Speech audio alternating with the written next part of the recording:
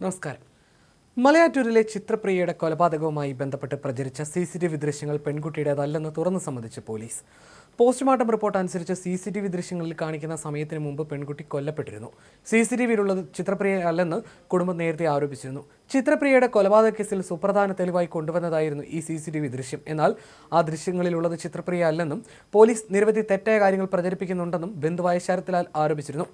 ഇതിനു പിന്നാലെയാണ് CCTV ദൃശ്യങ്ങൾ ചിത്രപ്രിയയുടേതല്ലെന്ന് പോലീസും വ്യക്തമാക്കിയിരിക്കുന്നത്. ചിത്രപ്രിയ പ്രതി അലനൊപ്പം ബൈക്കിൽ പോകുന്നതിന്റെ CCTV ദൃശ്യങ്ങൾ എന്ന തരത്തിൽ പ്രചരിക്കുന്നവയിൽ യുവതി അല്ലെന്നാണ് ശരത് ആരോപിച്ചത്. പോലീസ് പറയുന്ന പല കാര്യങ്ങളും കളവുകളാണ്. മലയാറ്റൂർ പള്ളി പരിസരത്ത് നിന്ന് ശേഖരിച്ചതെന്ന് പറയുന്ന CCTV ദൃശ്യങ്ങളാണ് പോലീസ് കഴിഞ്ഞ ദിവസം പുറത്തുവിട്ടിരുന്നത്. എന്നാൽ ദൃശ്യത്തിലുള്ളത് മറ്റാരോ ആണെന്നും ശരത് ലാൽ പറയുന്നു. ഇതുതന്നെയാണ് പോലീസും ഇപ്പോൾ വ്യക്തമാക്കുന്നത്. ചിത്രപ്രിയയുടേതായി പ്രചരിക്കുന്ന തെറ്റായ CCTV വീഡിയോ ആണ് ഇത്, പോലീസ് കൊടുത്തതല്ലെന്നും ഈ ദൃശ്യങ്ങൾ കേസുമായി ബന്ധമില്ലെന്നും ASP ഹർദിക് മീണ വ്യക്തമാക്കി. ചിത്രപ്രിയയുടെ കൊലപാതക കേസിൽ സുപ്രധാന തെളിവായി കൊണ്ടുവന്നതായിരുന്നു ഈ ദൃശ്യങ്ങൾ. മലയാറ്റൂർ പള്ളി പരിസരത്ത് നിന്ന് ചിത്രപ്രിയ രാത്രി സുഹൃത്തിനൊപ്പം ബൈക്കിൽ പോകുന്നു എന്ന പേരിലായിരുന്നു ഈ ദൃശ്യങ്ങൾ പ്രചരിച്ചിരുന്നത്.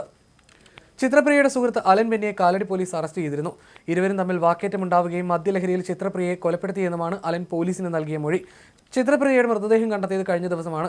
ബംഗളൂരുവിൽ BB ഏവിയേഷൻ 1ാം വർഷ വിദ്യാർത്ഥിനിയാണ് ചിത്രപ്രിയ. ഒരാഴ്ച മുൻപാണ് നാട്ടിലെത്തിയത്. ചെവിക്ക് താഴെ കല്ലുകൊണ്ട് അടിയേറ്റതിനെ തുടർന്നുള്ള മുറിവും ആന്തരിക രക്തസ്രാവവുമാണ് മരണകാരണമെന്നാണ് പോസ്റ്റ്മോർട്ടം റിപ്പോർട്ട്.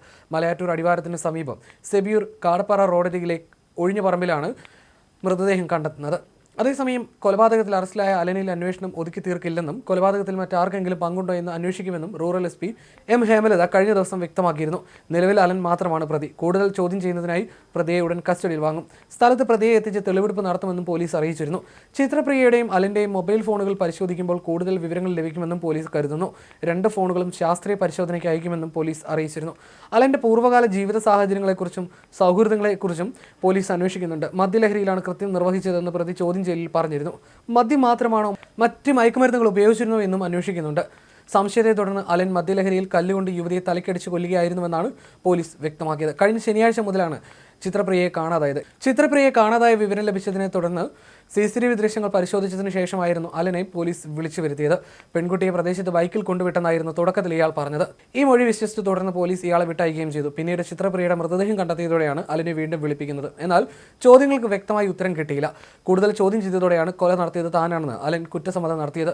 അതേസമയം ചിത്രപ്രിയയുടെ ബംഗളൂരുവിലുള്ള ആൺസുഹൃത്തിൽ നിന്നും പോലീസ് വിവരങ്ങൾ ശേഖരിക്കും.